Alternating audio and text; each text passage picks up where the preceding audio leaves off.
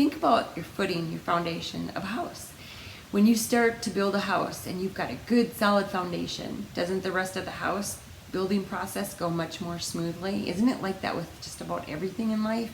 The foundation is what holds everything together. It's what gets you started.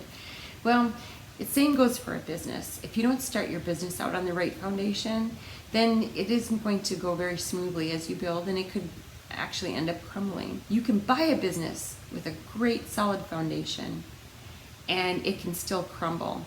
You need to find out from the owner exactly what they did. If they're willing to tell you, if they're not, you shouldn't buy the business in the first place. But you need to find out what it is that you have to do to keep that business going as it was going. My recommendation is never to make changes to a business until you know the business inside and out. Own it for a couple of years, run it the way the previous, if it's successful, like the old saying, if it isn't broken, don't fix it. If it's successful and it's rolling along and it's a turnkey business, don't make any changes.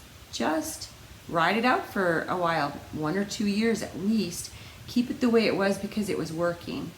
And then slowly but surely you can make changes to it as you see fit that, make it more yours. A standard operating procedures manual is very critical. You need to have something in place for the way that your business is supposed to be operated. That way, when you do hire people, when you are not there, they have something that they can go and look up and say, oh, this is how I need to do this. And then you can hold them accountable with it as well. But they need to know from A to Z what they need to be doing in your business at all times.